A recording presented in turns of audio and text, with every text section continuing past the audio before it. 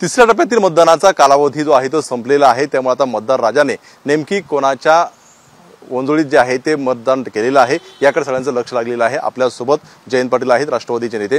Sir, काय सांगाल? खरं तर सांगली आणि हातकणंगले फार चुरस होती, तुम्ही सगळा परिसर पिंजून काढलेला आहे।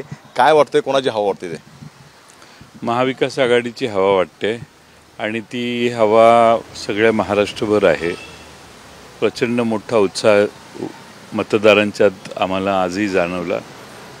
पण परवापासून आमच्या विरोधी लोकांनी प्रचंड पाऊस पाडलेला आहे आणि सर्व मार्गाने मतदारांना वश करण्याचा प्रयत्न झालेला आहे। तरी देखील महाविकास आघाडीच निवडून येईल असं मला विश्वास आहे। विरोधी पक्ष म्हणजे नेमके तीन आहेत, तीन पक्षपैकी कोणी नेमके पडले पाऊस? ज्यांच्याकडे पाऊस आहे त्यांनीच पाडला ना, दुसरे कशाला? कशासोबत पाऊस आहे? मोठा आहे पाऊस, म्हणजे प्रत्येकाची किंमत मोजण्याचा कार्यक्रम गेले 2 दिवस चालू आहे आणि हे प्रशासकीय यंत्रणा डिम्म आहे, काही कारवाई करत नाही, समोरून तक्रारी केल्या तरी तिथं जात नाही, असे आम्हाला बरेच अनुभव आलेले आहेत। काय परिस्थिती हातकणंगलेमध्ये काय होईल? हातकणंगल्यामध्ये सत्यजित आबा पाटील सरोडकर शिवसेनेचे मशाल चिन्हावर उभे आहेत, ते निवडून येतील असा आम्हाला विश्वास आहे। खरं तर सांगलीची जागा सुद्धा खूप मोठी चुरस होती, फार मोठं महाविकास आघाडीमध्ये जे आहे ती चर्चा रंगलेली होती। काय वाटतं सांगली जागेवरती? सांगलीच्या जागेत चुरस आहे आणि मला वाटतं की भारतीय जनता पक्षाचा पराभव करणं हे उद्दिष्ट ठेवून अनेकांनी मतदान केलेलं आहे। नेमकी भाजपचा पराभव कोण, म्हणजे महाविकास आघाडीचा उमेदवार की विशाल पाटील करणार? असं आहे की त्याच्यात जो पुढे जाईल तो करेल, पण भाजपचा पराभव करण्यात एकमत आहे लोकांचं। वाटत नाही की महाविकास आघाडीचा उमेदवार जो आहे तो पराभव करू शकेल, कारण महाविकास आघाडीने पूर्ण ताकद लावलेली होती।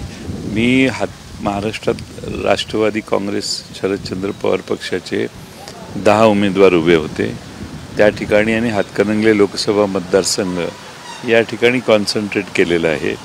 सांगली लोकसभा मतदारसंघात माझ्या 3-4 ठिकाणी सभा झाल्या, त्यानंतर मी गेले 4 दिवस जाऊ शकलेलो नाही।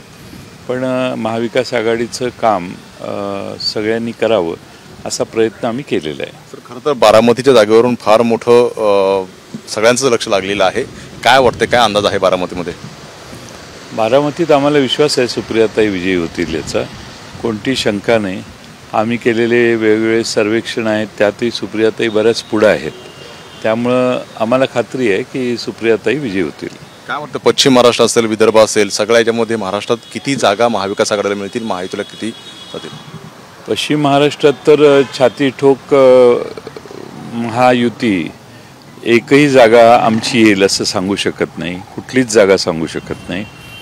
आता त्याच्यावरून त्यांनी प्रचंड गेले 2 दिवसात जो पाऊस पडलेला आहे त्या पावसाचा परिणाम म्हणून 1-2-4% मागं पुढं जर झालं तरच, बाकी अदरवाईज पश्चिम महाराष्ट्रात एकही जागा महायुतीची येईल असं मला वाटत नाही। महाराष्ट्रात किती आकड्यापर्यंत पोहोचतात का? किती? माझी खात्री आहे की 32 ते 35 जागा आमच्या लोकसभेत निवडून येतील महाआघाडीच्या। आता आपण महाविकास आघाडीच्या 32 ते 34 जागा ज्या आहेत ते निवडून येतील असं जयंत पाटलांनी यांनी म्हटलेलं आहे। त्याचसोबत हातकणंगले सांगलीमध्ये जे आहे ते मोठ्या प्रमाणावरती पाऊस पडला असल्याचं सुद्धा जयंत पाटलांनी म्हटलेलं आहे। त्यामुळे आता मतदार राजा कोणाच्या ओंजळीमध्ये जे आहे ते मतदान करणार हे पाहणं सगळ्यात महत्त्वाचं राहणार आहे। कॅमेरामन प्रशांत सरसुने, एबीपी माझा, सांगली। एबीपी माझा, उघडा डोळे बघा नीट।